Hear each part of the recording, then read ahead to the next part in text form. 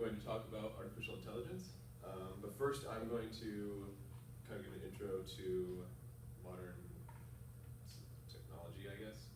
So according to CNN.com, the average American devotes 10 hours of their day to FaceTime on their time, not FaceTime actually, but time on their devices.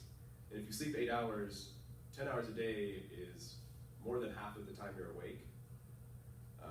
We've also been dubbed the face down generation, face down like this. But of course, technology is kind of become the cornerstone of our society. You really do need it to stay in the loop with everything that's going on, to communicate with people, to do your business.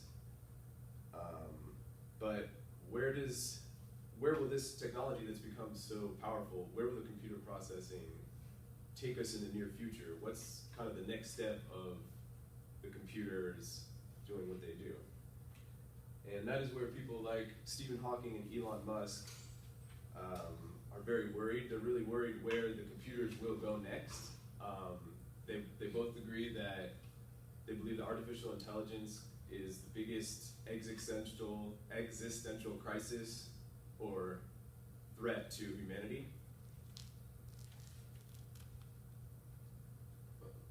So artificial intelligence is pretty much just any time a computer uses intelligence or has machine thinking. And that can be anything from like remembering your Google search, to things you think of like Terminator or like actual robots thinking. We use this through like computer processing every day in pretty much everything we do. The computer is connected to it, your phone's connected to it, the BART's run by it, planes are using it, your car is using it, everything is using this computer thinking. So now that I've showed you that, I'm going to talk about kind of the minuses that are already occurring. So this computer thinking, or the autonomy, which is machines working and doing things on their own, is already working. That right down the road in the Silicon Valley, there's millions of the smartest tech people working pretty much to think of the new thing, the new idea, and right now the big thing is artificial intelligence. For example, Zoom is a startup which is pretty much a pizza truck that drives on its own. You put your order in on your phone and it drives around, drives while it's making the pizza with mechanical robot arms, drives to the destination and drops it off. So that's already taking jobs away from people that need the money through things like that.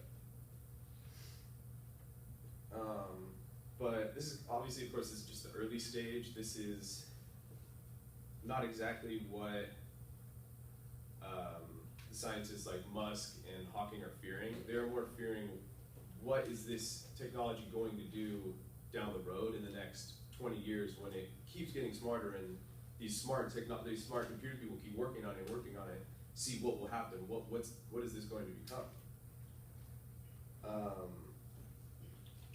What is going to happen when this computer unit someone finally does create it and actually makes it alive, makes it think, makes it have consciousness, think on its own, work on its own? Well, what's it going to do then?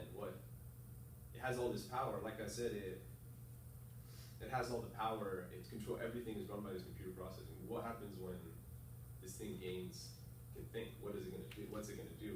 We're pretty much putting our lives, everything we do, in the hands of this fake consciousness. It's pretty much a God among men. You can't really do anything. You can't just destroy it. It's not like a tangible thing like a computer. It's more of like an idea.